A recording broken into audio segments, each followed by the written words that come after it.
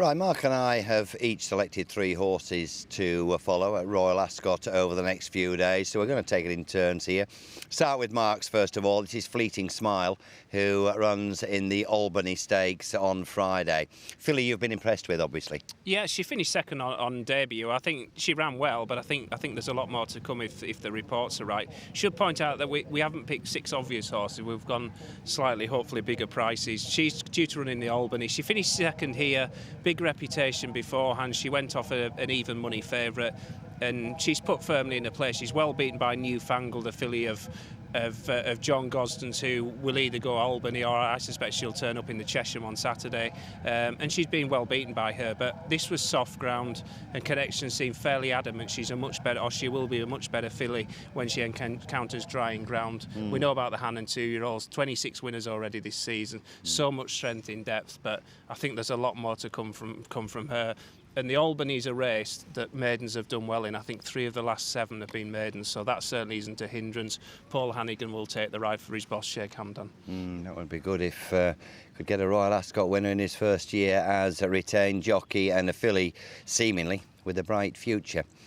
The first of my 3 is a horse called Cosmic Chatter, who is trained by David Barron.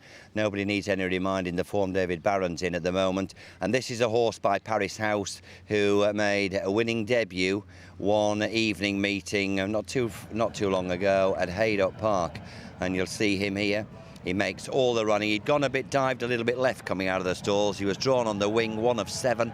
But he did his job in really nice style. Graham Gibbons gave him a beautiful introduction first time out. Didn't get too hard on him. In the end, he wins only by half a length or 3 parts, but he just pushed out. He was always going to win here. Wasn't the strongest maiden in the world, but nevertheless, there was a reasonable amount of daylight between the runners. And this horse, significantly perhaps, has since been purchased, or they've purchased half of him, by Highclere Thoroughbreds. I liked him, Mark. I don't know whether you're that familiar with him. I was impressed. I don't know what you think, but I think the winning margin flattered the second. I think he won with a bit in hand, and the second of Jerryman Cedars has got an entry in the Norfolk Stakes later in the week. So that tells you that he must be fairly well regarded. And the race 12 months earlier was won by Shamoose, who beat Frederick Engels. So time will tell if it's as good as that, but it didn't look a bad race. No, Cosmic Chatter, by the way, goes in tomorrow in the Windsor Castle Stakes, and I think in a wide open race, admittedly, but looks sure to go well. Certainly not one to underestimate. And this time, instead of the David Barron colours, we'll be carrying the colours of Highclere. Mark's second selection for a Royal Ascot runner, not an obvious one, to follow is Tales of Grimm. And let's have a look at him in action at Sandown Park. Well, he finished third on his reappearance in the listed Heron Stakes. He was won by Cogito, who runs in the St James's Palace tomorrow. Don't think he had the greatest of preparation going into the race. He was apparently going to be a Guineas horse at one stage. Didn't have the ideal preparation or the clearest of passes training-wise during the spring. Turned up here. They expect him to improve for this performance. This was a mile. The way he finishes suggests, I think, a mile and a quarter would suit him. Slow ground will be an unknown quantity, so I'm hoping conditions will dry out. But Cogito won the race. He got a Fielden Stakes winner back in second place. The ground is an issue. I'm hoping it will dry out, but I think potentially he's very good. They could have gone for the St James's Palace. They've elected to go for the lesser race, up in trip. The fly in the ointment could be Imperial Monarch, but he's getting £4 from him, and I hope he'll do himself justice. Yeah, and Cogito could go and pay a compliment to that form in advance. Well, I think the form's pretty good because he won his maiden last season at Newbury. That's worked out well. He beat Fedor's. He's all about potential. We don't know how good he could be, but I think the mile and a quarter will suit him. Yeah, that's Tales of Grimm. My second one is a horse called Morawidge, who is trained, probably not the right pronunciation, trained by Roger Varian, who made a winning debut at Haydock Park. And the dogs are barking this horse's name from a long time before racing. And he wins. You can see him there in the yellow colours, 3 from the left, and he wins in workmanlike fashion. No more than that, workmanlike fashion, but I did feel that he was probably comfortably the best horse on the day, and that might be wishful thinking on my behalf, but I did feel that he was a decent horse in the making, even though he made fairly heavy weather of this given his home reputation. I think it's quite significant that this was over 6 furlongs, and they're bringing him back to 5 furlongs at Royal Ascot.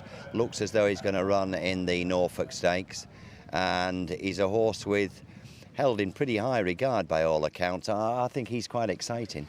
I don't think the drop in Triple will be a problem, because he's quite a strong travelling horse. He's by exceeding Excel as well, yeah. And the 4th and 5th of that race have come out to win since, to give the form a bit of substance. And as he said, there was plenty of talk about him beforehand. He went off quite a short price favourite. We'll have to see about the ground for him, but it was a good start to his career. Yeah, it certainly was. That was Morawidge, trained by Roger Varian. The third of marks is a horse called Thomas Chippendale, and let's see him in action, winning at Newmarket.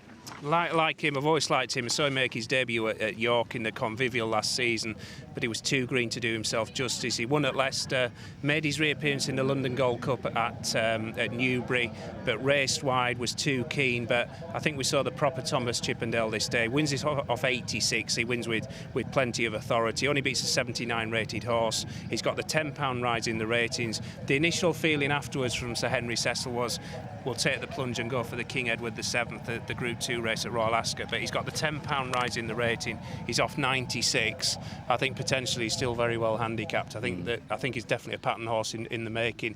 He might well end up with top weight in the King George V handicap, but I think he's good enough to defy it. And without throwing you a ball in you a googly here, do top weights tend to do well in that race? I'm trying to think. There was a Highclere horse won it about 5 or 6 years ago, won it off top weight. So, but I just think he's a pattern horse in the making. Off 96, I think there's a lot more to come. He's never run on fast ground before, but I think he's a very good horse. The final one of my trio is a horse I know pretty well. It's a horse called Alburn Star, who runs in the Wokingham on Saturday. And he's had just one run on turf this season. He had a few on the all-weather over the winter.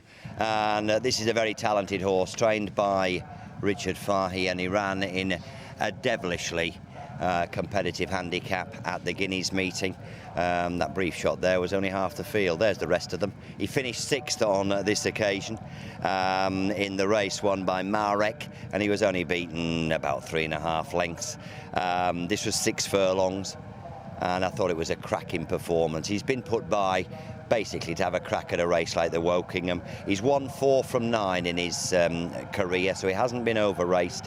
He missed the whole of his 3-year-old campaign on turf, came back towards the back end of last year on the all-weather, which wasn't really his cup of tea, but he still managed to win a couple and finished placed 2 or 3 times. And he's rated 98. He gives the impression he's a tiny bit better than that. I think he's a very good horse. He's always had a big reputation. He was good at 2.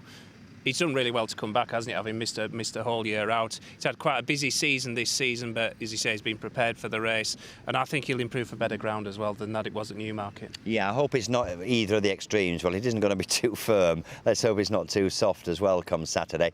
Everybody knows what the Wokingham's like. You need a whole heap of good luck, and you need the right draw and the right horses around you. But he's in there with a great shout, and he's such a likeable horse and a talented horse as well. Alburn Star, I'd love to see him bag a big one, and he's absolutely thrived since Newmarket as well, so fingers crossed for him. Let's just have a look at the horses to follow for Royal Ascot. They're my 3. Cosmic Chatter from the David Barron Yard, who goes in the Windsor Castle.